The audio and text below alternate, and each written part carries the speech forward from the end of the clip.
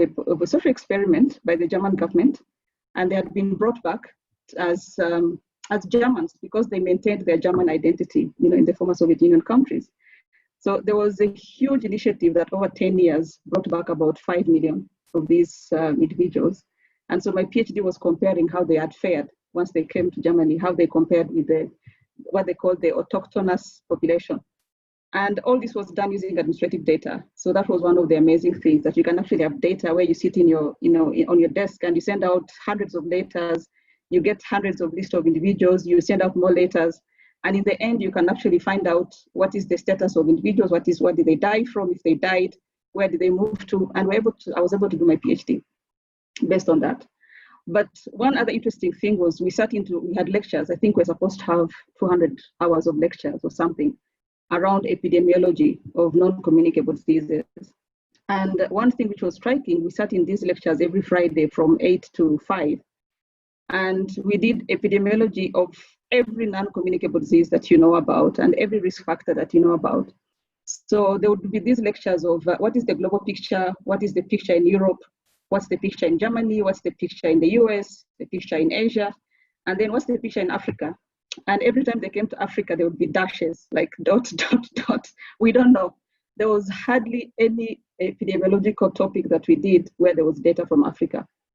And I sat down the first month, the second month, the third month, and by the time I was done with my PhD, I was like, I'm going to fill those data gaps or die trying. So I'm pursuing a research career in Africa, and I'm going to do research on non-communicable diseases. And the next PhD fellow that comes for the same program 15 years later will not find dashes, in these tables that show everything you want to know about non-communicable diseases.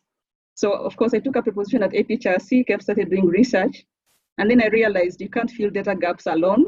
It may take me 100 years to fill all the data gaps that exist, even on a single thing like non-communicable diseases. So that's why I felt like, going into something different. I don't do research on a daily basis, but trying to mentor the next generation of the Africans that are going to fill those data gaps perhaps is much more important than me trying to fill them on my own. So I ended up where I am, and I'm happy to mentor through CARTA, support the CARTA program in different ways, but then also mentor, individuals separately, so that ultimately those dashes that we encountered as PhD fellows, that those that come after us don't encounter the same dashes. That at least we can say, yeah, this is what's happening in Africa, and this is what we know. So that's how I came to be where I am now. Thank you to all our panelists. That's very interesting to get to know the origin stories. Some we may have had some of them, but not all of them, or in that much detail. Because I think I've sat in interviews when Catherine has been interviewed by the press, but I'm still hearing something that I've not heard before. So I think the key things that come out is that the power of mentorship, hard work. You can't cut corners in research, but also the importance of building the research capacity in the continent, and which is what CARTA is doing. So to shed some bit of more light, we'll go back to Alex to tell us a bit about what you envisioned when the CARTA program was starting. And before you do that, I'd just like to remind our participants, please let us know where you're coming from, which organization, are you a CARTA fellow, are you an alumni? Let us know where you're logging in from. But also we'd like to hear about your doctoral journey. Let us know if you have similar experiences from our panelists, or is it different? We're looking forward to hearing it. Over to you, Alex.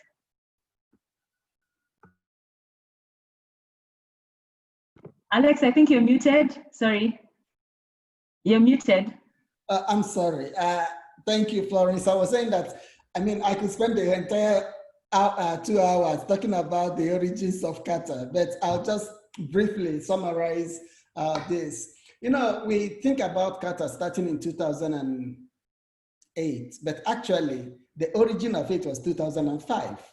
And as early as 2006, we actually held a meeting in Nairobi with many different vice chancellors and deputies and rectors looking at how to support doctoral training in Africa and what's going on with it, the modalities and the challenges and opportunities and things like that.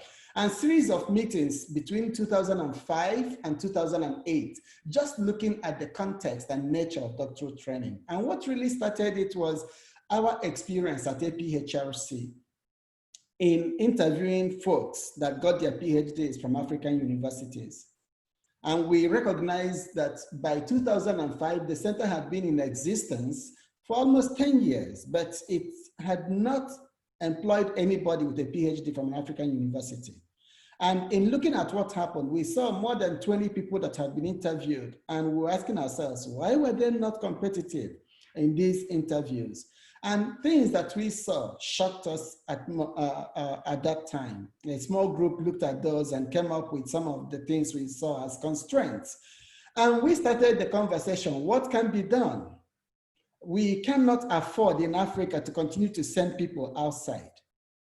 And so that conversation, we never wanted to start a doctoral training program. We didn't think of anything, but we thought there is something that needed to be done, because in 2005, 2006, I believe we were at a critical point where a lot of the opportunities that allow people like Catherine and myself to be trained outside were dwindling.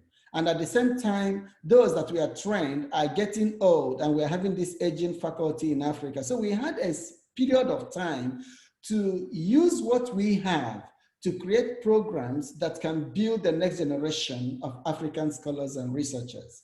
And what we had in mind thinking about this was, no single university could do it on their own. I mean, think about it.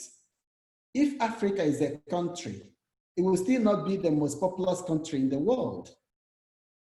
And yet, with 54 countries on the continent, we do not have the requisite human resource capacity to mount up globally competitive doctoral training program in every country and in every discipline. And so, but we have this expertise that's scattered all over the continent. And our focus was, how do we bring those together to create an experience that somebody who is going through their doctoral training in Africa will be able to experience the same set of quality support and training that others got. And we didn't know what that meant.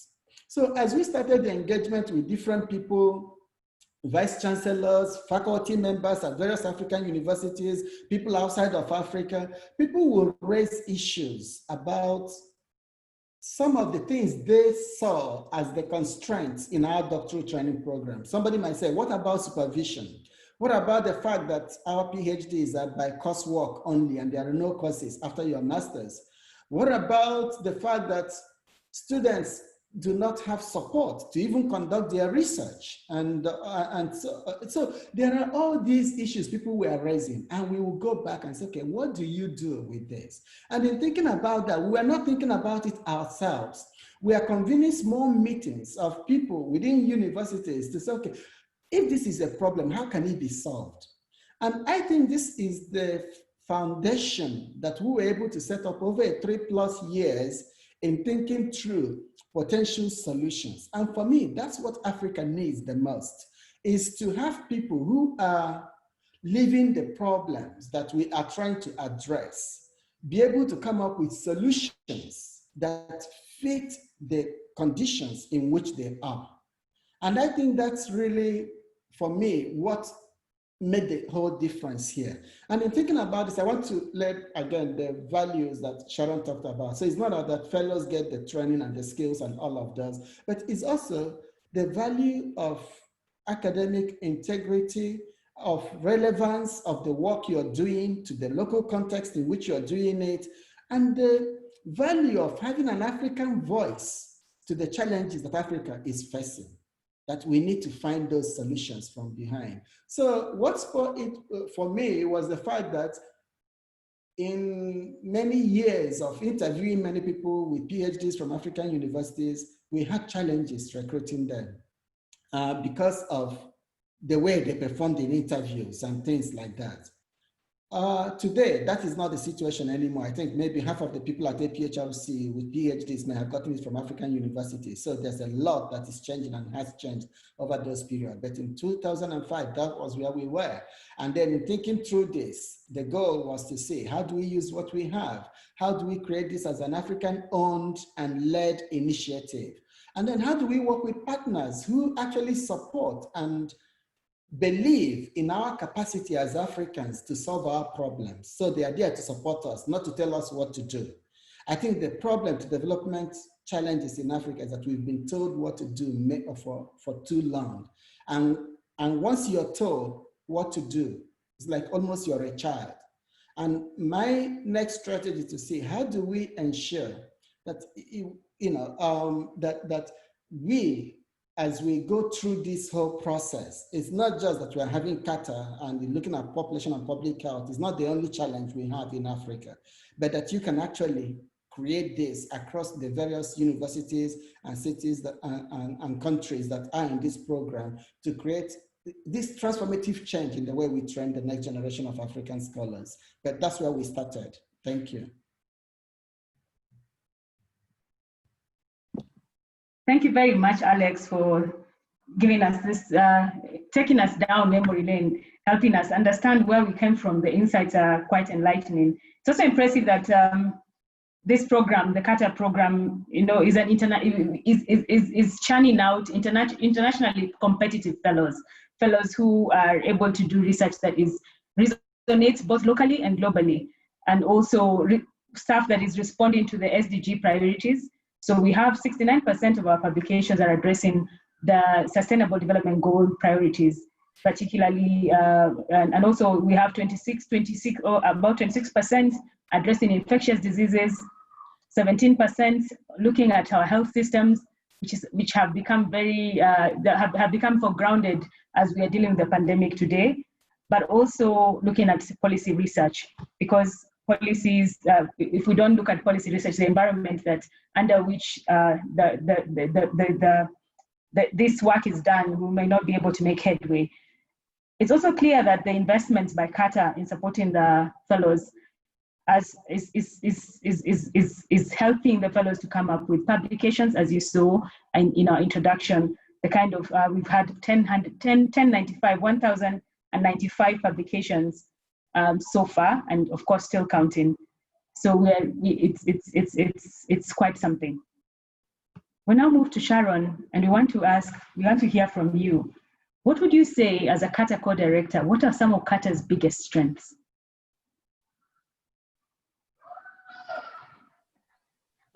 Students, our fellows,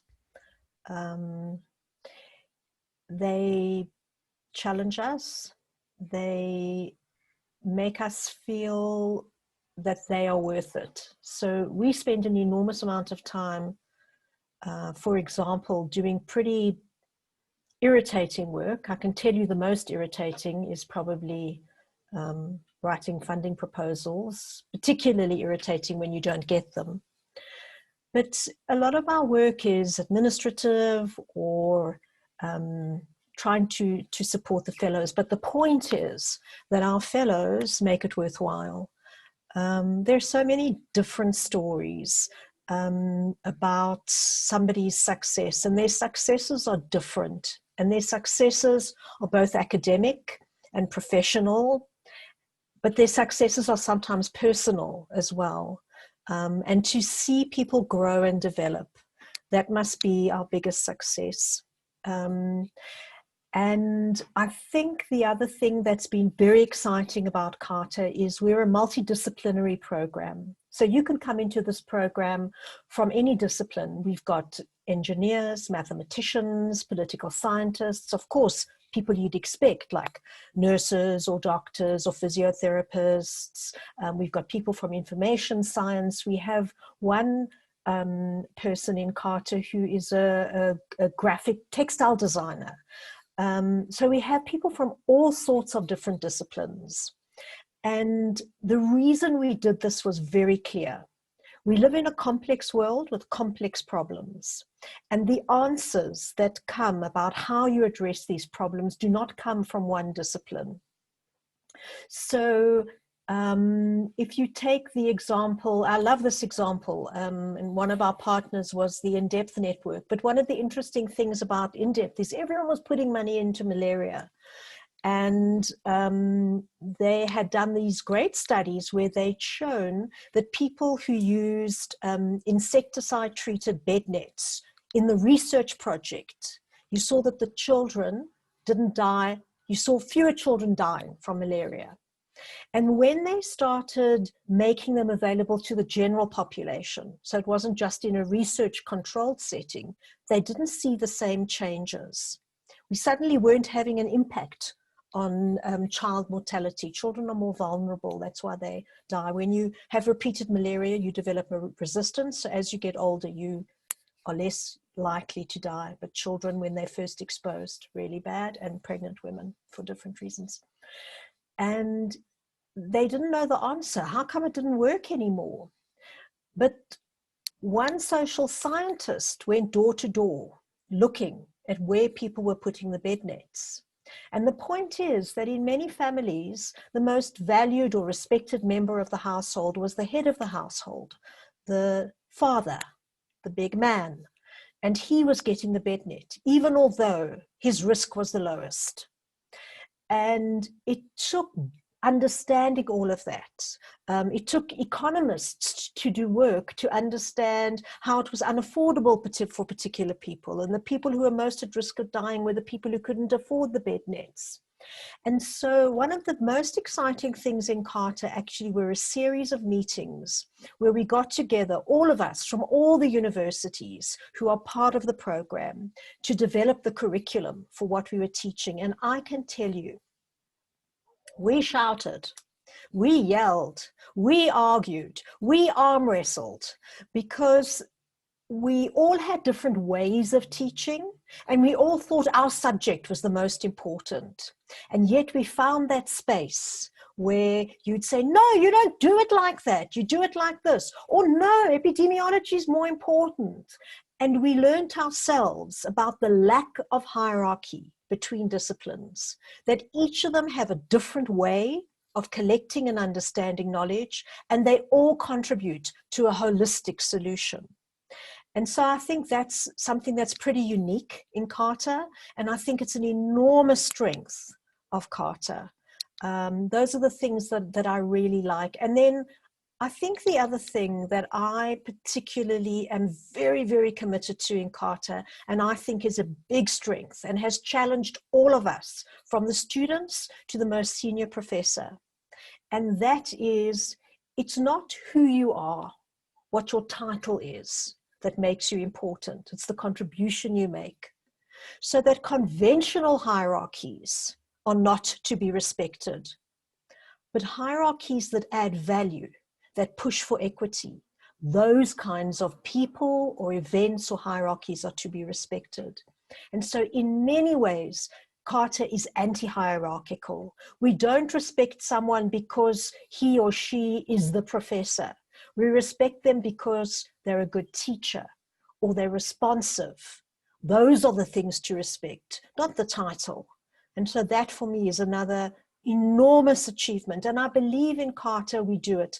I don't know a single fellow who calls me Prof unless they don't know my name. They all call me Sharon, and I expect them to. I don't want people to respect me because I'm a professor. I want them to respect me because I've added value to their lives. And that for me is something that's very important. Thank you, Sharon. Very, very profound input. I just wondered whether Catherine and Alex have anything to add to this conversation about CARTA's strengths.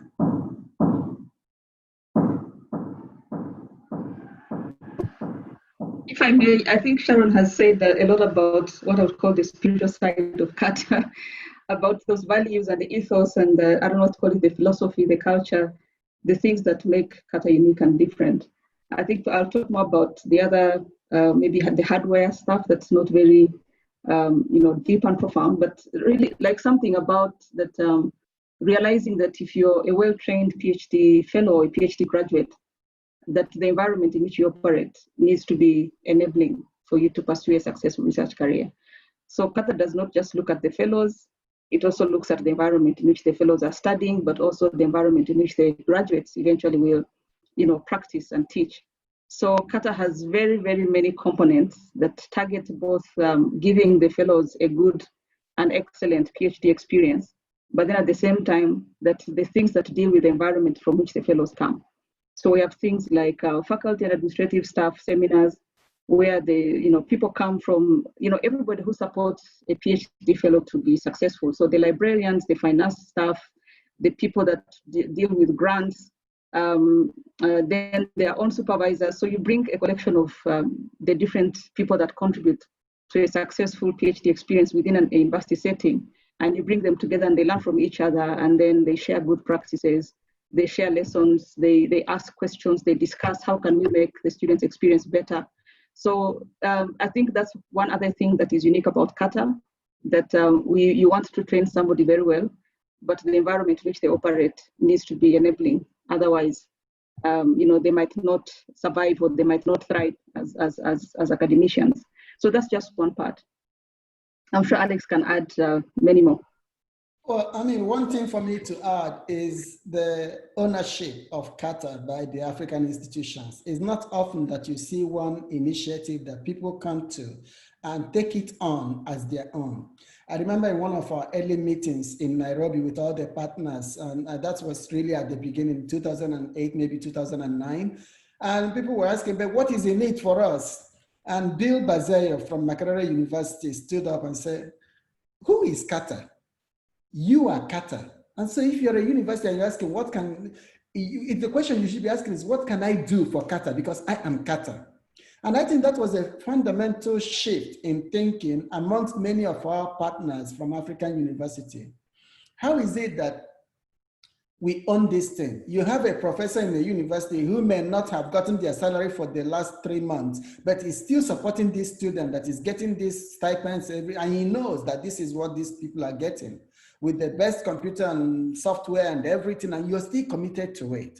So I really take my hat off for all the faculty members at our universities who've owned this journey in CARTA and have made it what it is today. Without them, CARTA would not be what it is. But that started with a clear understanding that this is something we are doing for ourselves. So even if the funders are not there, these people will be able to do what they have been, because none of them is spared. We've looked at a recent paper we published on in-kind support, and we realized that the support from the African faculty members to the CARTA program is about 1/3 of the total amount that's been raised to support the program. So if we're going to pay them for the time investments in their non-regular programs of support to CARTA, we could not afford that. So it's really, and this is very key as we think about development programs in Africa. If they can bring it and you put in, and we've learned this at APHRC, you go into the slums and you see a toilet with no doors and no roof and nobody uses it, simply because an NGO, you come in there, you put something there.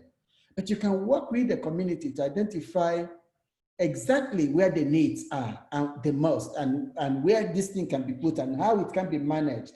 And when you do that, you tend to have more sustainable solutions to those programs, and they tend to survive. And I think that's one of the things that I feel is the strength of CARTA, is that it is now embedded within our own institutions. It's owned by the institutions that are involved, and they are able to support it and make it work. And I also want to say that the mindset, you look at the 91 graduates from the CARTA program and you ask yourself, where are they?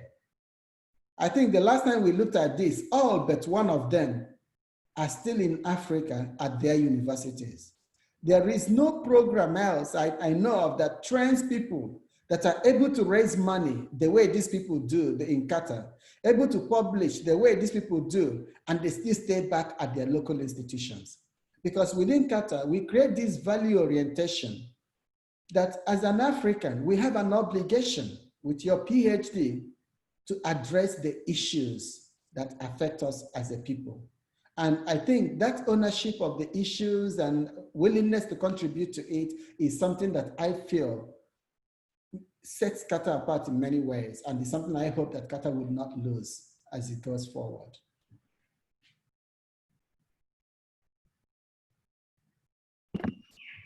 Thank you very much for your contributions. I can see someone talking about Nicola saying that another strength that she's observed is the peer support and learning and sharing that happens between fellows across institutions. So there's a lot of peer learning. The mentorship has been discussed. So there's a lot, and I'd love also to hear from the fellows in your own voices. What's the strength of CARTA? What are you seeing coming out of CARTA? What are you gaining out of the CARTA program? We have some of the fellows have already been profiled on our social media, and they've talked to us about their CARTA journey and what they gained through the CARTA journey. So we'd love to hear from you a lot more. Please interact with us at APHRC on Twitter, at CARTA Africa on Twitter. The hashtag is CARTA Africa, CARTA 10, sorry. The hashtag is CARTA 10. And we are live on Facebook. So we can also share the link on Facebook with your network so that people can be able to participate in this conversation. So before we go to the next question, which is with regards to research, I can see one of our participants, Emmanuel, is asking, it's great to see the motivations. It's stating that it's good to see the motivations behind the CARTA program and the enabling foundation it gives for budding researchers on the continent. But he's asking a question: how does CARTA support young postdoctoral researchers who pursued their PhD elsewhere, overseas, and through competitive scholarships, and are determined to come back? How do you support them to come back to Africa? Does any? Maybe I'll take that.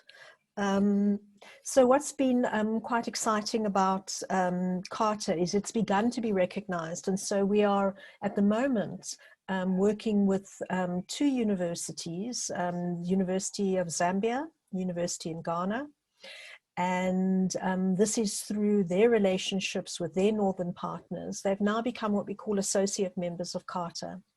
And their postdocs are going to join our program. Some of their doctoral students, in fact, are going to join our program. So the JAZZs, which are these 4 seminars that we run, are open also to other PhD students who can attend them. And we run some postdoctoral seminars. And the other big thing, which you're going to ask us later, I know, because by the way, we got a preview of the questions, so we sounded intelligent, is that we're going to start developing across our institutions research hubs.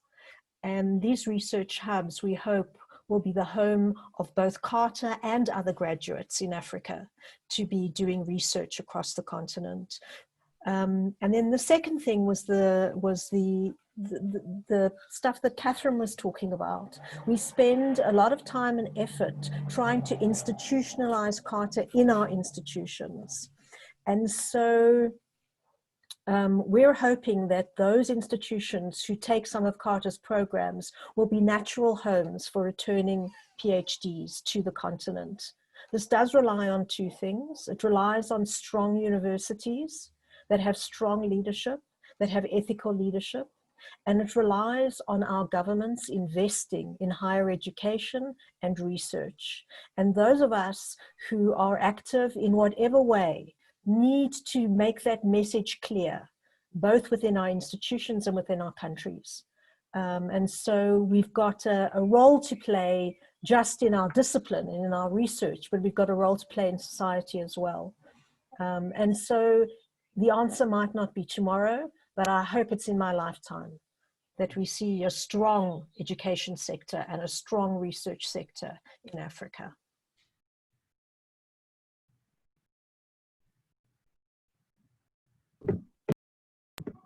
Thank you, Sharon. I like that within this lifetime, it will be good to see that happening. We have a question from Pascal, and he's asking, given the maturity of CARTA is now 10, a pre-teen, would it be possible for CARTA to lead and support similar initiatives in the Pacific Islands or Southeast Asia? And what would that look like? I can see Alex is smiling, so I think you want to take. Well, thanks, Florence, and thank you, Pascal, if you're still online.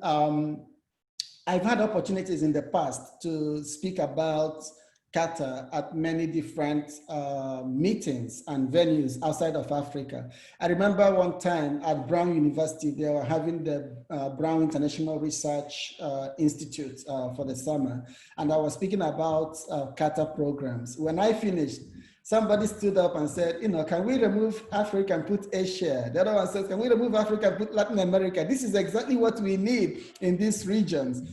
I think the reality of the matter is that our approach to capacity building has really not clearly articulated what is it that needs to happen to strengthen institutional arrangements and institutional capacity in low and middle income countries. Because without strong institutions, individual capacity building, oftentimes, you know, it's like you are not able to concretize it in many ways because individuals move, and if you don't have a grounding for it, it really does not, it's not sustainable in the long term. And that's why you can look at many fellowship programs and you ask yourself, okay, we've supported 1,000, 10,000 Africans, where are they? You really cannot find them. The unique thing with CARTA is that we are not just building individuals, we are building them within a context of the institutions. So we only have like 7 universities, 8 universities in 7 countries that are involved in this. So all these 230 people are coming from this small number of institutions. So you are creating a critical mass that is able to sustain this within each of those institutions. As Sharon said earlier, they will become the hubs for sustaining the training going forward.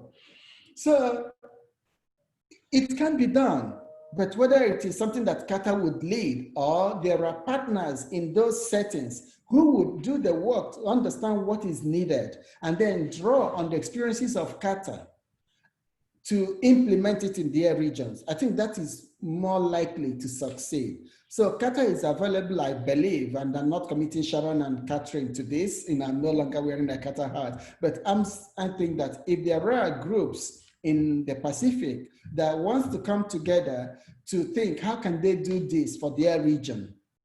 Definitely CARTA will be available, and many of the people associated with CARTA will be available to share with them the experiences we've gone through and how we've been able to do it in our region. And I think that's one of the easiest ways I could say this can be done in other regions.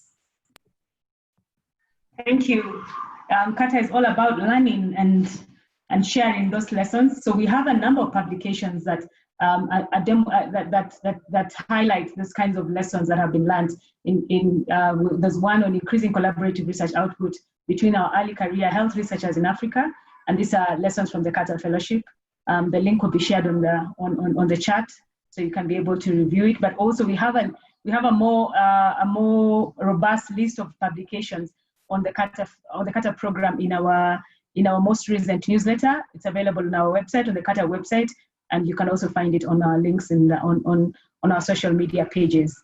So moving to the next topic and talking about research, I'd like to address this to Catherine. You're heading APHRC, an African-led, African-based organization, but the situation globally is that Africa is producing just about 1% of research output. Why is there this lag, and what can be done to address this lag? And while you address that question, I'd like to also share with you another question from a participant who's asking, how does CARTA foster a culture of excellence? And I would add a culture of research excellence. Catherine, over to you. Okay, thanks, Florence, for that question. As you said, when you see how Africa is doing with regards to producing knowledge, it's really punching below its weight.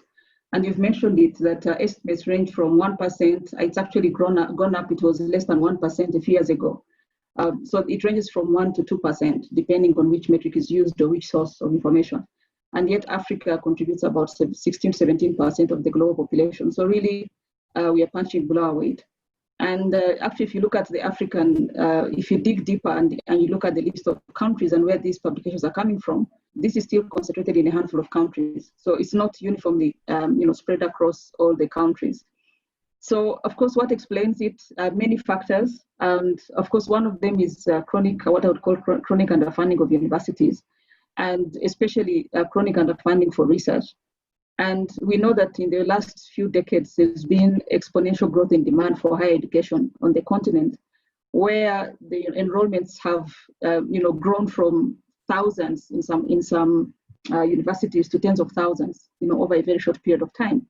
And so this growth has not been, I would say, accompanied by pre-planned growth for academic staff, for infrastructure.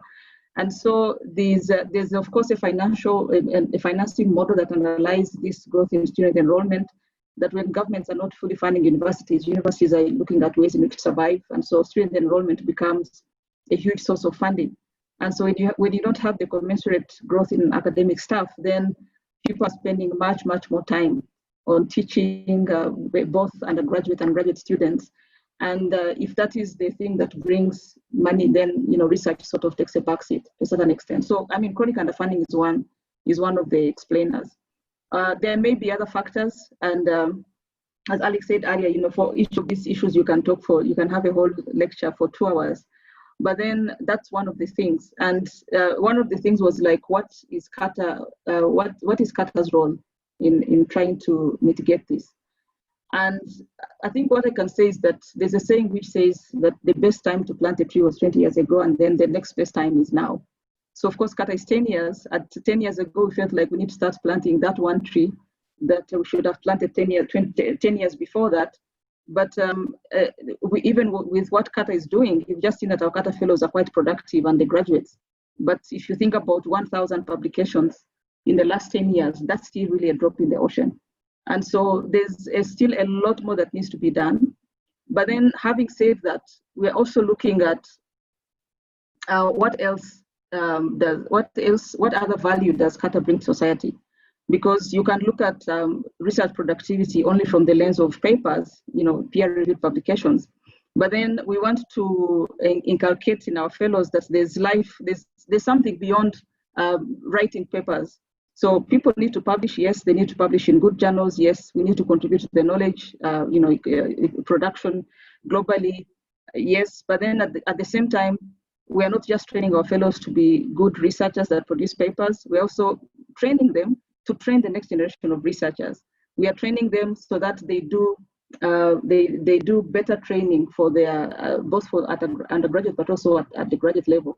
So we see that while Africa may never get beyond, let's say, contributing 5%, we always have to ask ourselves what other value CARTA training brings, just to the undergraduate experience, the graduate experience within the academic institutions, of course, the publications, and then other value to society. So we have fellows, for instance, who have, or graduates who have finished their PhDs, and then they've been appointed to head bodies within, their countries. Somebody heading maybe is on the board of the National Drug and Poisons Board within the country. Somebody is heading, maybe is in a technical working group on malaria control. So that is that's the other value we see. So we want publications to go up. We want to see Africa's contribution to publications going up, but we also want to see other things, that a PhD training that is well done, its value does not only lie in producing academic papers, it lies in the experience that the students who come and are supervised by that graduate, what kind of experience they get. I think Sharon talks about some of the cultural issues within our academic institutions, hierarchical cultures that sort of stifle growth, and they stifle free expression, they stifle ideation. So there are many other things that we have to look at. Of course, we track some of these things, but then for us, we see CARTA in its totality, in the way it is going to transform the research landscape within academic institutions, the research culture, but then also how the next generation of African scientists is going to be trained. Thank you, Catherine. The importance of sharing it forward is you really talked about that. I saw a question from one of our participants, Gloria Chentai, is stating that one of the problems African universities face is knowledge transfer, is in knowledge transfer. We have a lot of good research that is happening in our universities, but it largely remains on the shelves of on the shelves in the university library. How can CARTA facilitate the dissemination of this work, but most importantly, knowledge transfer? Do we have a framework in place? Who wants to take that? Sharon, I think you. No, I think Catherine should. Okay, Catherine. So I think maybe that's one of the things I was trying to say in my last presentation, that we want the African academic to see their valued society as beyond producing knowledge that gets published in papers. So papers are great. We want to produce as much knowledge as we can. We have so many problems. We want to produce the knowledge about what the problems are, but also what the solutions are. You heard about the multidisciplinary perspective and that whole sort of cross-fertilization of ideas and how problems can be solved. We want that. But at the same time, we want to see our graduates as people who value that once they have the knowledge, then what can they contribute to society? So within the CARTA program, there are several ways in which this is done. The CARTA fellows undertake what we call joint advanced seminars. And these are 4-week-long residential seminars. And through their CARTA journey, they do 4 of them. And at both the first seminar where there's research conceptualization, where there's the introduction to CARTA, whether the CARTA philosophy is talked about, some of this is made clear that we want academics with a difference, not the ones who are going to produce papers and papers and papers and papers, but those who have broader value beyond papers. So that is part of that. But then within the last seminar, which is called JAS 4, there are also specific training that provides skills around scientific communication, around policy engagement, skills about policy analysis and how policies get done, knowledge translation. So we understand that. But of course, we also recognize that when you think about everything a PhD fellow needs to put into their heads, the kinds of skills they need, we are not doing justice to this part. So I think it takes maybe about 20% of the whole JAS 4. And what we are planning in the next phase is to see how some of these can actually be expanded to the graduates. So we already have some courses that the CARTA graduates take, but then these have been focused mostly on proposal development and grant writing. Now we want to see, can we add policy engagement and communication, knowledge translation, and scientific citizenship, on that package, so that progressively you get exposed as a fellow when you graduate. Then you have slightly more exposure around that. And then Sharon mentioned the research hub concept also in our new strategy. And within the research hubs, the way we've designed them, we want research to be done that is demand driven. So people don't sit down and say, I think this is an interesting research question. That the research questions that are prioritized are those that have been generated together with policymakers and civil society and policy actors and decision makers, whichever policy audience people are looking at. And our firm belief is that if the Ministry of Health, let's say in Malawi, tells you that this is the most important research question for us, and then it's addressed by the CARTA Research Hub at the University of Malawi, then you already have a captive audience by the time the results come out. So we are trying to promote this in our next phase and provide more resources, more interventions, and a little bit more focus. Because ultimately, as I said, we see value in the scientific production that is measured in papers, but also we see it as knowledge that is translated and is demanded and used by different types of policy audiences. Maybe, can I add something small to what Catherine has said? I think another way to really consider the issue of research translation is strengthening the whole ecosystem of research commercialization and patent protection, intellectual properties and patents and all of those, protecting them. And we really do not have good systems within our universities and within our countries to manage that. If you're a researcher in the University of Nairobi and you've developed this patent, what is the support available to you to get it, to get the product patented in some ways, or the knowledge that you've generated from this? And we need to create systems that even when there are infringements on those patents, how do you pursue it? The legal cost of doing that is not something that many universities can bear. And you think about it, sometimes we are not informed enough on what to do about the knowledge we've generated before we publish it. So once we publish it and it's not patented, others can do similar research and get that and then get the patent for it. But the foundation of that knowledge is what we have done in Africa. And I think we lose billions every year as a result of that. And we need a program and a mechanism and a system in place that can support researchers in Africa to both understand the value of the knowledge they create, but also support the linkage with industry.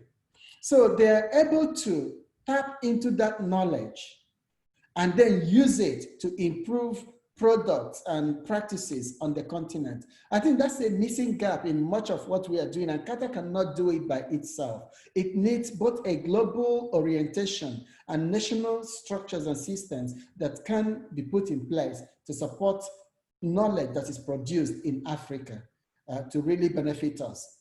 A lot is happening, but many times we don't benefit from the results of the research we do on the continent. Others pick it up and take it to the next level and then take all the rewards that come from it. That's something that needs to change. And we need to be able to ensure that the research that is done in Africa has economic value to Africa. Thank you. I believe Mercy from Makerere University, you've had a response, a detailed response to the question. And of course, there's a challenge to all of us. Everyone has a role to play, whether you're in industry, in the academy, whether you're a policymaker, we all have a role to play in ensuring that this research is translated, this knowledge is translated to in a way that can have a positive impact on the lives of the African population that we are aiming to serve through the research that we do. So Sharon talked about mentorship and the value of mentorship when she was speaking about her experience at the beginning when we were having the introductory remarks. We have had 2 fellows from CARTA write about mentorship within the CARTA program. They've published a paper, but they've also published an article in The Conversation Africa, who are partners of who do a good job in helping researchers to translate their knowledge, where they bring together the academic rigor with journalistic excellence to ensure that we put out information, the research information, to the wider public. So Alex, what would you say is the role of mentorship for in doctoral and postdoctoral research? Thank you, Florence. That's another major topic that can take a whole seminar, talking about mentorship and all that.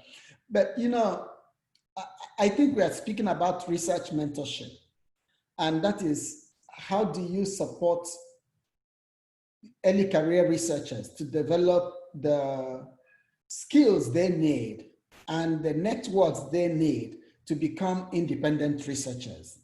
And for me, it starts with having a vibrant research environment. You can take APHRCs, for example. People that come into APHRC could come in as a postdoc, and you can become anything there, and a senior research scientist in no time, because you are working with people who are actively engaged in research 24/7. And so you learn, and research is one of those things you don't learn in a classroom. You learn it by actually being part of that process, and the thinking and the conversations and the small meetings that happen between junior and senior people, and all of those things, they play a critical role in that whole process. And when you do not have active research taking place, or you're working with faculty that may not research active, then the opportunity to learn is limited. There are certain questions you can answer with secondary data, but there are a lot of questions that even having that data to be able to know what to do with it and how to go about it, you need that opportunity. So when I look at mentoring, I think that's one of the things CARTA places a lot of premium on.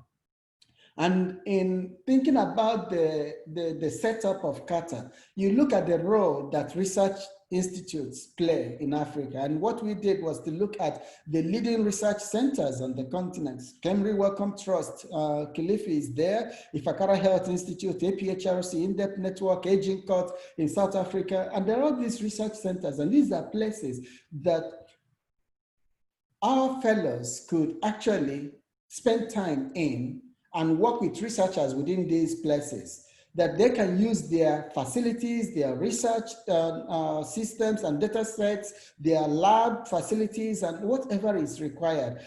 And creating that connection linkage is key to the notion of mentorship within CARTA, that you actually could be mentored by people who are really research active. But we look at, I think one of the things I liked so much about the next phase of CARTA, thinking about CARTA 2025, I saw the proposal that they put together around those, is this, and that Catherine and Sharon also spoke about, which is creating the research hubs within the universities. I think this is the time for that. That we have enough critical mass in a number of universities that who have been trained and who've been part of this process of developing this new generation of early career researchers, that they can host this hub that can then become a foundation for actually mentorship and guidance within each of those universities. And that can then begin to lay that foundation and grow. This is not to say there's not a lot happening within our universities. So mentorship, I think, is critical to CARTA. And the way we've done it is to create those connections. But we've also said something, that is not enough for you to be a mentee in CARTA. As a CARTA fellow, you can also serve as a mentor. You can serve as a mentor to somebody else who is doing their master's. And we've had examples of CARTA fellows doing their PhD and getting somebody else doing a master's to nest their master's project on the PhD, so that they are now learning how to support somebody else and mentor somebody else. And this concept, I think you look at the organization of the Joint Advanced Seminars in CARTA, the JAS one for the new cohorts of fellows, and the JAS for the last one for the most senior cohort within a particular period. They are held concurrently so that you have an interaction between those coming into the program and those leaving the program.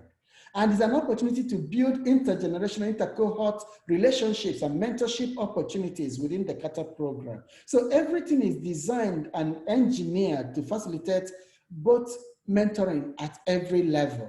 And I think that's one of the things, if you graduate as a CARTA fellow, and this is something they hear from us at every JAS meeting, and you cannot do better than your supervisor, you cannot do better than your mentor mentoring the other person, then it doesn't matter how many papers you publish or how many grant awards you get, you have failed as far as the CARTA's concept is concerned. Because we want to create change agents, people who can mentor differently, who can change institutions based on the experiences that they have had. So for us, I think, and from the original conceptualization of CARTA and the way it is going into the future, mentorship is an integral part of that whole equation. And that is what I think one of the main things that sets it apart as a program. Thank you. The power of sharing it forward, ensuring your candle has been lit like the other's candle, or as some people say, when you had a ladder given to you and went up the stairs, don't kick it, pass it down to someone else so that they can come up. And it's very important, because then it continues to build. It ensures that the knowledge and skills cascade down as the CARTA graduates continue to grow in their careers. So let's shift gears now and talk about gender responsive policies. One of the things that we notice that female researchers form about 30% of researchers. And one of the things that CARTA does is trying to address that. It has gender responsive policies. Catherine, could you tell us about this and why it's important to have? Is it important, and why? What was the reasoning behind having this gender responsive policies in CARTA?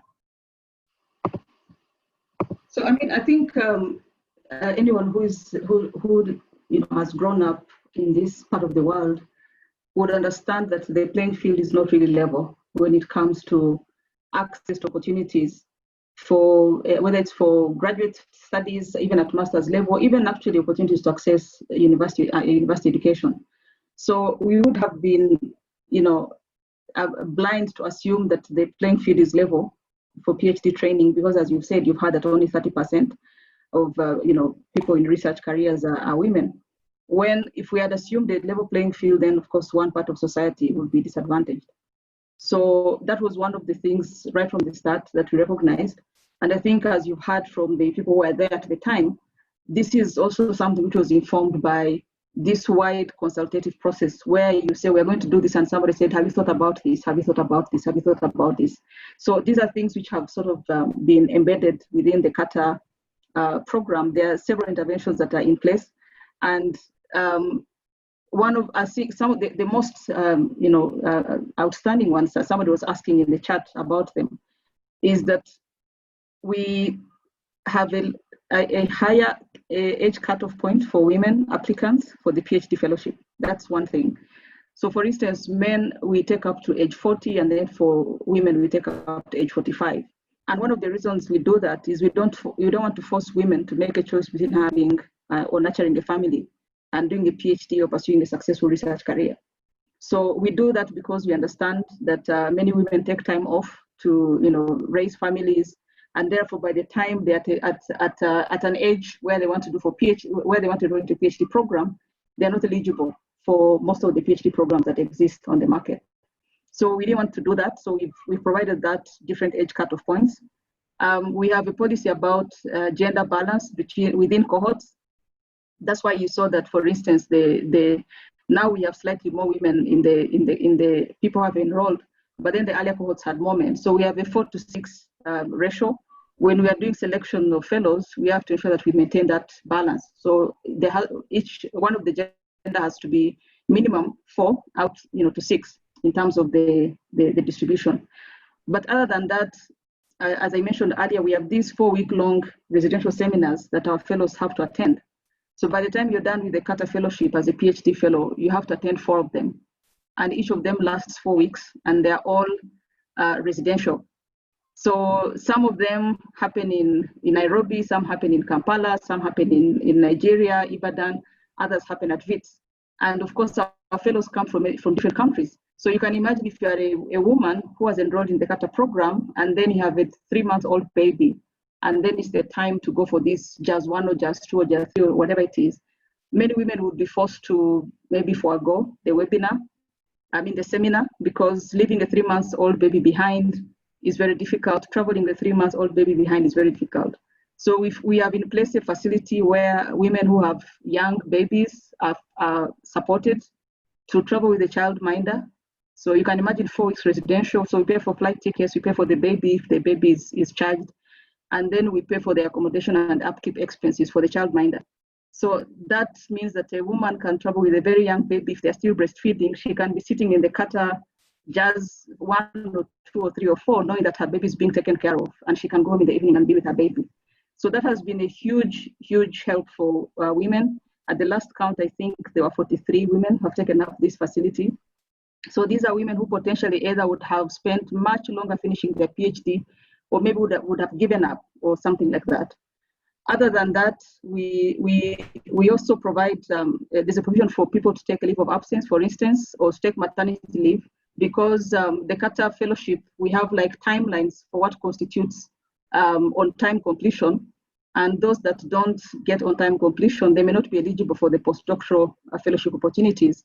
So when you allow women to take, let's say, a leave of absence when they have a young child, then they are still eligible by the time they finish, even though they don't finish in the in terms of calendar time, they may finish beyond the time to completion that is considered adequate. But because they took a leave of absence to look after a young child, they are still finishing within a period where they're still eligible for this postdoctoral support.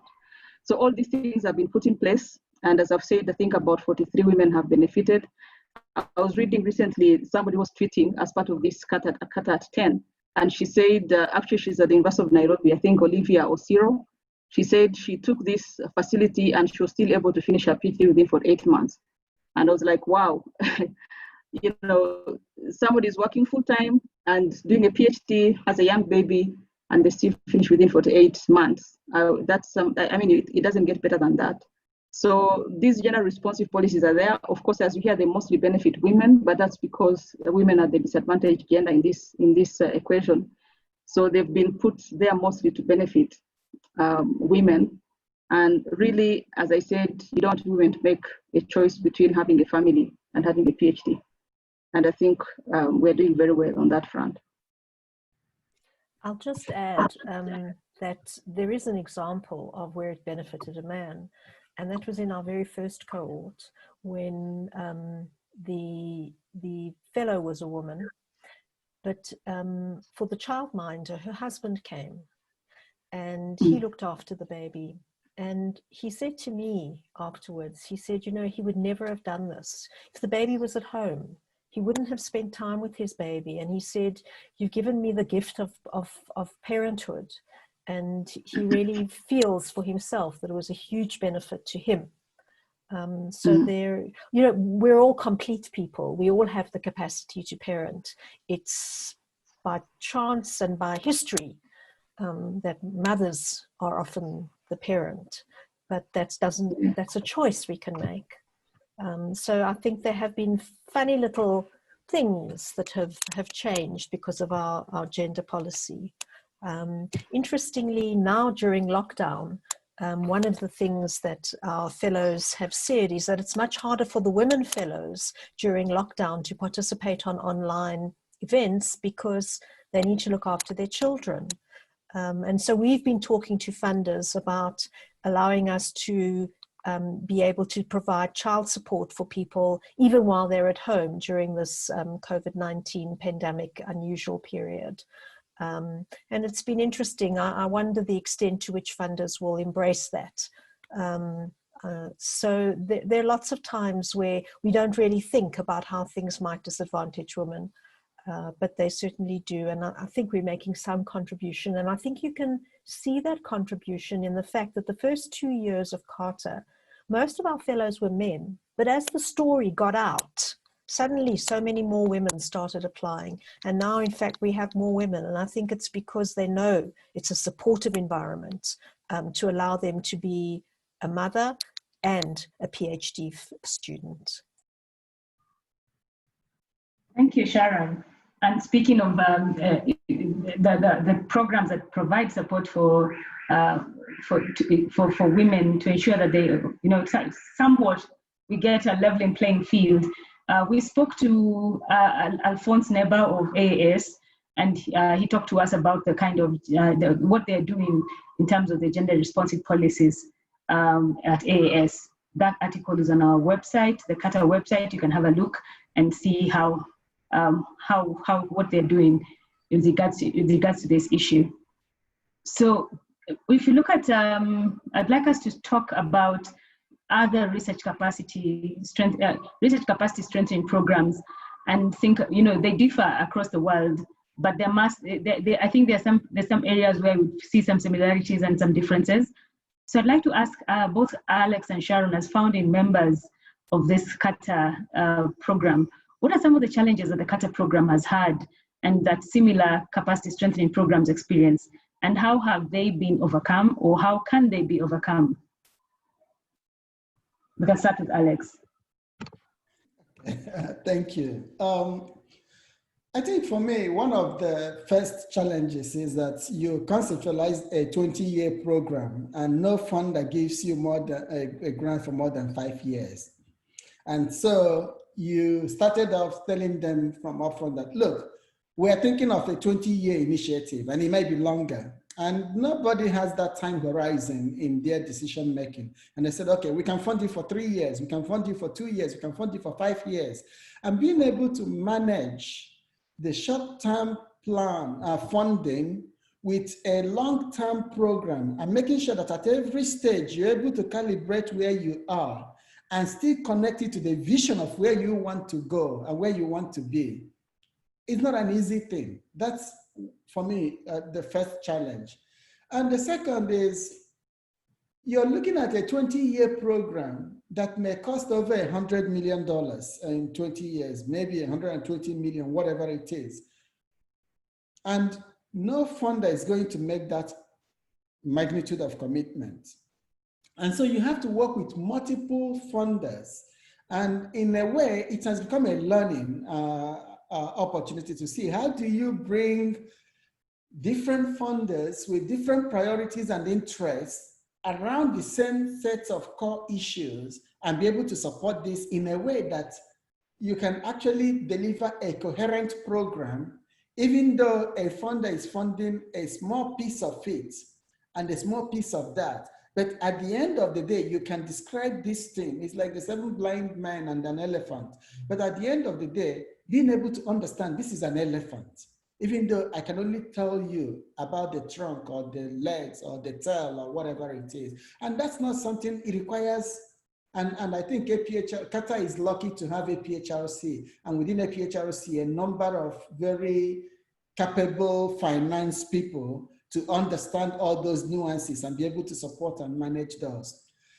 One area I would think that's really an area that we had expected to do something about, but not gotten really into is that a lot of the training in CARTA has been around the research, and we've really, I think, CARTA has done a good job of training researchers.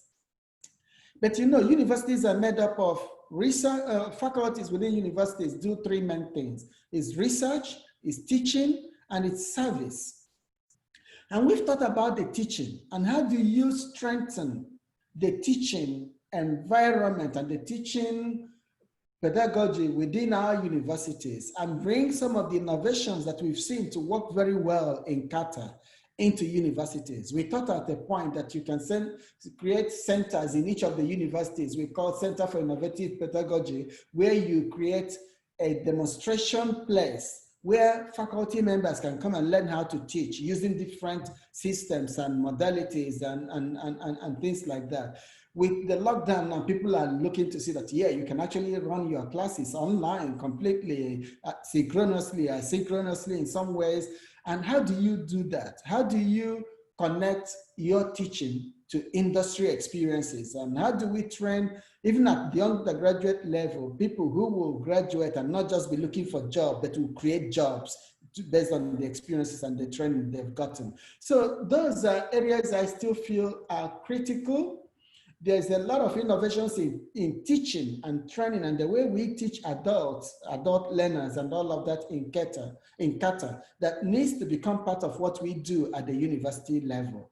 And that connection, I think, is something that, for me, remains to be realized, because there's a lot of learning that has already happened that we need to bring into that. But I think for me, generally, the challenges have not been insurmountable in a way. We've been able to walk through them and manage them and be able to come to a good place where we're on target to achieving the goals that were there right from the beginning of what CARTA could do in 20 years. Thank you, Alex. Sharon, do you have anything to add? I think that maybe just 3 points to make. CARTA can't do everything. So you have to be realistic about what you do and the things that you don't take on. I was hoping that Alex would actually talk about something else. I was once privileged enough to be in a talk that he gave at the University of Ibadan. And he spoke about, he will say it better than me, but in summary, he spoke about the expectations or the standards that we set ourselves. And that if you set yourself a low standard or you set your institution a low standard, you will achieve that low standard. And that there's something around being satisfied with okay that's problematic. And it's a headspace shift. And it's an issue that we need as individuals, but in particular as institutions, to get out of. We need to expect a lot of ourselves. Africa needs to expect a lot of itself and needs to hold each other institutionally and individually accountable to achieve more, to aspire to more. And we've tried to influence that. I think that it's unfinished business that still has to be pushed a lot. And so that's been, when you come up against the resistance of people who can see the problems but don't believe they have agency to deal with them, I think that's sometimes been an issue. for us. And sometimes it's been absolutely wonderful because you find someone who absolutely understands that. And suddenly so much is possible. So that's one of the things I think we still struggle with, about how to always unlock that door. But that's something I think we need to be continually working on. Thank you both, Alex and Sharon, for your contributions. I saw a comment where someone said, you know, the affirmative action with regards to the entry cutoff for women allowed her to achieve her PhD dream. So that's something, you know, to load CARTA, you know, something laudable that CARTA has done, you know, help someone achieve a dream that may not have come to be if the cutoff was not a higher age, chosen 45 as opposed to 40 for the male counterparts. I'd like to now go and you know, we're welcoming your questions from the panelists, from the participants. As if you joined us when we had started, we asking you to let us know where you're logging in from. Tell us if you're a CARTA fellow, a partner university, a graduate, and also, if you tell us about your experience, but also we'd like to hear your questions. There was one question I saw in the chat where someone was asking about, you know, most universities have a cutoff age, retirement age at 60, and you know, there's a lot of knowledge in this academics who are over 60. What can CARTA do to tap this knowledge? You know, these living libraries that are out there in these academics who might be retiring and live in the universities. Don't know who wants to take that. Alex. I think Sharon might be in a better position to respond to that. But for me, I'm looking at it and maybe, you know, a couple of years away from 60. Imagine me retiring in 2 years or 3 years and thinking that I have nothing more to offer. It's crazy, I mean, to say the least. But the reality is, it should be done judiciously and bringing people who are still able to do these things. I have colleagues here in their 80s and 90s who are still doing research and being called upon to respond to very major issues and things like that. We are at a stage where, I know life expectancy in Africa is low and all of those, but at 60, in this day and age, you're just beginning your life in many places, you know, and particularly when people are finishing their PhDs, like if you're looking at CARTA, it says you have to be 40, 45, you can get into the program even by age 40 for men and 45 for women, and it's 4-year program, you're graduating at 44 to 49, and 10 years you're retiring. I mean, it doesn't make sense at all. The question is, how is this person still productive? Can they still contribute, and all of those? And then be able to create mechanisms for them to do that. The good thing though is, I don't think many of them are retired per se, because many of our universities are looking for faculty to teach in them. With the rate of growth of universities in Africa over the last 20 years is phenomenal. And you're asking who is going to be doing the teaching in all these places. So there is that. But the biggest challenge is that the more you teach in multiple universities and things like that, you have no time left for research. And these are the bright minds that can actually support the mentorship and the research and leadership in that space. And so when they now focus more on the teaching and all of those, it becomes challenging. I look at myself, I am a full professor in my university. I only teach one class in a year. And I spend my other time mentoring students and carrying out my research and doing all of those. I think we can recognize those and support those expertise and look at people in terms of what they're able to bring to the table, not just their age. Maybe if I could add, if I may, is that one aspect of CARTA that we've not really talked about a lot is that we have what we call northern partners or the non-African partners. And this is also a large group of academic institutions and other associations of academic institutions. And we rely on these northern partners for a lot of things. All our fellows, if you imagine that we have hundreds of applications for the PhD fellows, so within the academic institutions, we get experts who can actually review these fellows, these applications. But then when we do the PhD fellowship applications, or what we call the re-entry grants, then these are also reviewed. So we have a huge body of individuals that actually go through all these applications, review them, provide feedback, so that even though somebody doesn't get funded, they actually get concrete feedback to help them make the applications better. The 4-week courses that we run, they need lots and lots and lots of facilitators. So there are people who fly in from different parts of the world and they come and they contribute to the facilitation. They do one-on-one mentorship and all that. So sometimes some of them are subject matter experts. So when we have PhD fellows that are doing PhDs in the same topic, then we connect them. So there's still a place for many individuals of different ages and different parts of the world to contribute to CARTA. And of course, I know that some of the people that are contributing, especially from our non-African partners, some of them have retired, but they're still, as Alex said, they're still very productive. They contribute to very many aspects of the CARTA program. And so we have a place for all ages. And I think Sharon mentioned it earlier that within CARTA, it's really about what are you bringing to the table. So people don't get respect because of their age or how many publications they've written. It's like, how are those translated into value addition to the CARTA program? So whether it's at individual level or during different trainings or in terms of building institutional capacity. There's another model where we have some of these individuals, especially from our northern partners, where they're writing joint applications with the people in the CARTA community. So you'll find maybe an application coming from a northern institution and then having several CARTA partner institutions as co-applicants. And of course, if this gets funded, that's another way in which we promote access to research resources and build capacity and experience, in global collaborative research activities.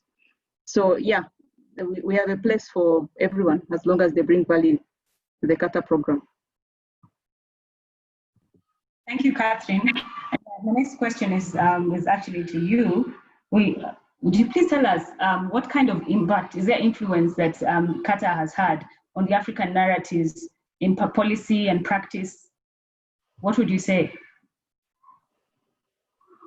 I mean, I think some of the impacts that we've seen, as I think as Sharon said earlier, a lot of things are still work in progress.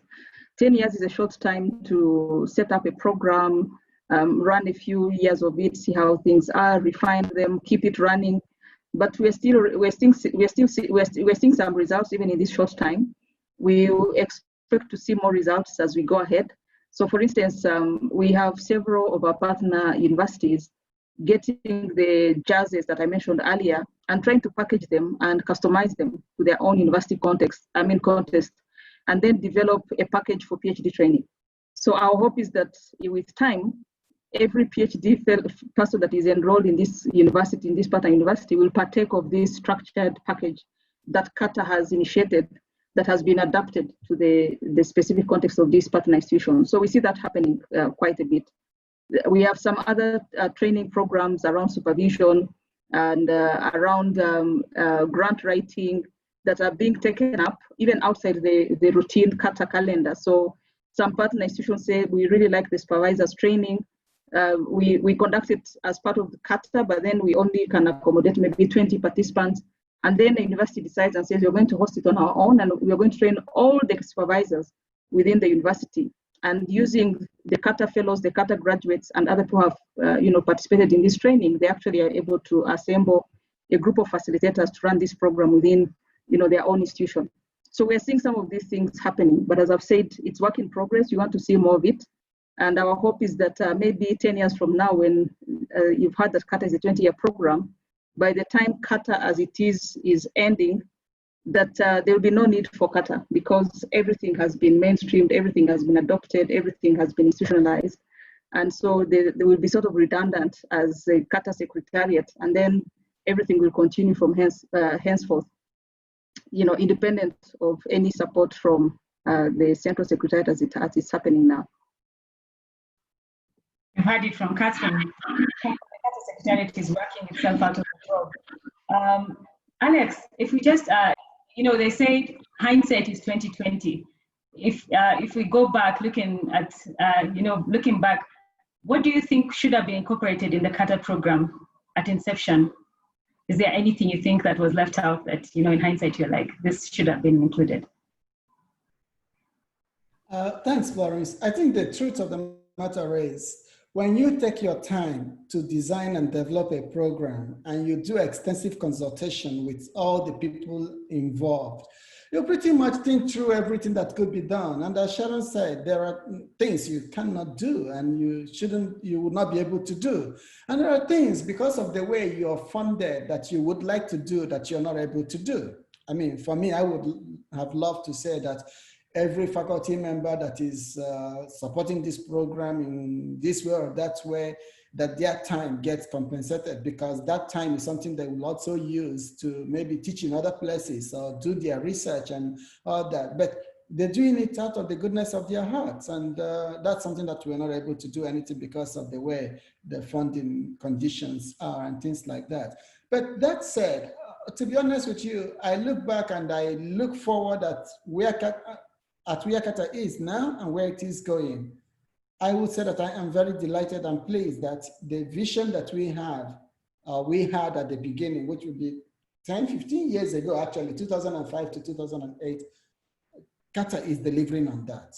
And I do not have any regrets. I think, if you ask me, I would say that one of the things I am most proud of in my 20 plus years at APHRC is being associated with CARTA. It's been a great program, and I see all the people that it has supported over the years and what they are doing, and I take pride in that, because that's a demonstration that given the right environment and the right support, Africans in Africa can be as productive as any other researcher in any other part of the world.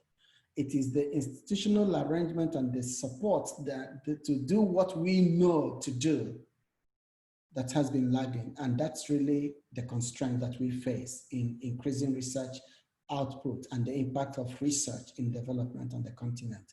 So CARTA is a demonstration that given that right environment, individuals in Africa will rise up to the occasion. Thank you. One cannot add anything to that. I'll move on to Sharon. CARTA has just, over the past 10 years, there's a lot that has been done, and there's been an evaluation report that's just been, that was published earlier this year. Would you highlight some of the things that are coming out of it? What are some of the highlights of that report? And for those of us who've not had a chance to look at the report, it's available on our website, and it's also on our social media pages.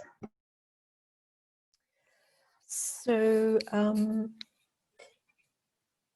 one of the important things to do when you're doing something is to ask yourself, am I doing it well? Could I be doing it differently? And I'll give you the things that you wouldn't necessarily look at. They're very superficial things that you can tick. We've done. We've produced a lot of graduates. We've produced good graduates. The graduates have contributed in terms of knowledge production. We've done all the activities we were going to do. But there are other things that hold a consortium together. So one of the questions also was, we're a consortium of a lot of institutions with a lot of different perspectives. And we've been going for more than 10 years as a group. And we're still the same members. Some have come and gone, but in general, we're pretty much the same. And one of the things that the external evaluator said to me is, we should have a look at this aspect of CARTA. It's very unusual.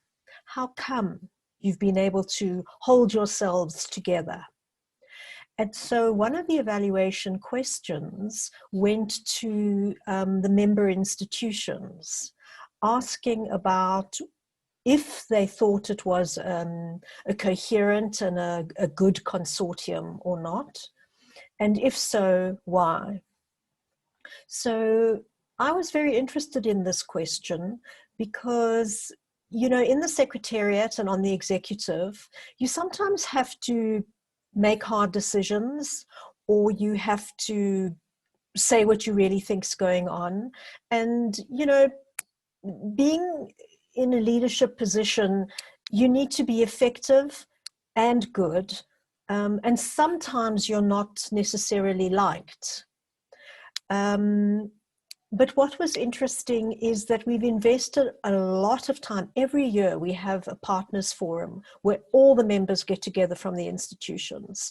Our non-African partners, our African partners, the research centers, and that's often where we invite external people as well who are thinking of joining the consortium. And we generated our policies collectively. We all met in the beginning, the first time we ever developed the curriculum. We did it collectively. It's hard work, it's long work, but there is an honesty and a transparency. Everyone is treated the same.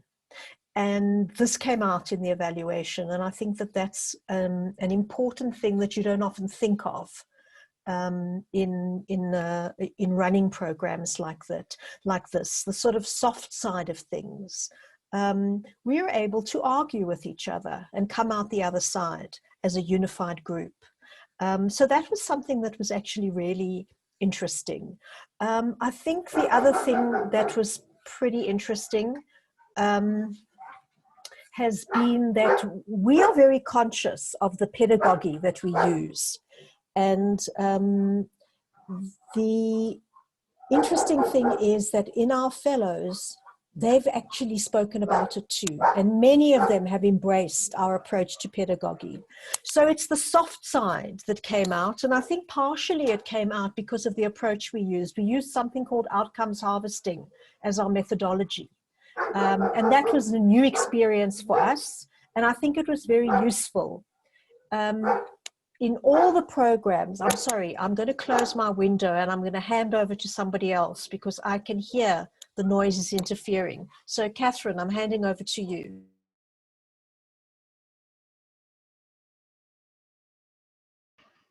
So Sharon was talking about some of the evaluation that CARTA has done. And maybe before I go to some of the actual areas of evaluation, is one of those other things about CARTA. You've been seeing in the chat box and in some of the discussions that we've been doing research on CARTA itself, process of trying to answer specific research questions and analyzing the data that we have, but also collecting more data so that we can say what has CARTA done? Is it doing what it was intended to do? Has it achieved what it set out to achieve? So it's a unique thing about CARTA that we learn. We are doing the program, but we are also learning and generating knowledge about research capacity strengthening in Africa. And so Sharon is back, so let her finish her thoughts, and then I'll add on anything that she may have missed out in some of the findings from the independent evaluation. I've long forgotten my thought, Catherine. Carry on. Okay. So I mean, Sharon has talked about some of those things, and one of the other things was, for instance, networking within the fellows. So somebody went and did a bibliometric analysis, looked at all the papers published by CARTA fellows, and trying to see how often do they collaborate, who do they collaborate with, in what kind of numbers. So that's also something which has been done. You've heard of the analysis to see the alignment with SDGs, is to look at people's publications, and somebody has done analysis to see what proportion of them are in which area. There's been work, you've seen the paper around. Somebody has actually gone and done a typology of mentorship within CARTA and come up with something that says this is the kind of mentorship that happens. There's that happens within cohorts, across cohorts, from supervisors and facilitators. So I think that's the beauty of CARTA, that we are not just satisfied. We say let's run a PhD training program. We're actually learning, and documenting that learning and doing research about the process itself. I'll stop there. Thank you. As we wrap up, I'd like to ask all our panelists to reflect about what we should look ahead. We've looked behind, we've seen where we've come from. As we are in the midline, looking ahead, what can we expect from CARTA? What do you see in CARTA's future? And we'll start with Alex, then Catherine, then Sharon, as our parting shots. Thank you again, and thank you for the opportunity to be part of this panel, and excellent moderating, Florence. I think what am I looking forward to from CARTA? I want to see the fellows who have graduated out of this program within CARTA becoming the face of the program, that they are the ones facilitating the sessions. They've learned through it, they understand it, they know it, that they are leading some of the programs and initiatives within CARTA. You think about the next phase and the hubs within universities, that they are there. But beyond that, I also want to see them become the deans of their faculties and deputy vice chancellors and vice chancellors. And that's really the strategy of transforming the universities. And I'll be coming knocking on their doors when they're in those positions and things are not moving the way they should be moving. Expect me to come to your university and ask you what you're doing, because that's why you got into this program. That's the expectation we have of you, that you will be the transformative agent at your university. Thank you. Catherine.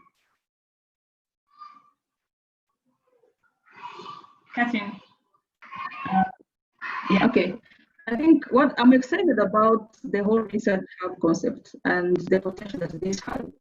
And my hope is that the research hub become those catalysts, that they don't just become areas where you're doing research, but they also become training hubs. And when I look 10 years in the future, I'm redundant as the CARTA Secretariat, and we don't need to do anything because everything has been, taken up. The research hubs are very vibrant. They are having tens of PhD fellows coming out every year. They are having tens of publications coming out every year. They have huge grants. They are working with governments and policymakers and civil society. And there's like this strong bond, if I could call it that, between academic institutions and policymakers. And they're like the default knowledge partners. And that we can look back and say, CARTA, started this or catalyzed it. So that's what I'm looking forward to in the next 10 years. I'll just be a little bit more concrete and give you one thing that I hope you'll look out for. At the moment, we are busy investing in what we call digitizing, but some of our pedagogy is really different to the way people normally teach at universities. And very soon we'll be launching video-assisted method of trying to popularize our approach to pedagogy. And that'll be coming out sometime in 2021. And we are looking forward to people using it. And I would very much like your feedback on how useful it is and if it's transformed in some ways the way you teach. So that's a little highlight of what we know will be coming in the future. Thank you.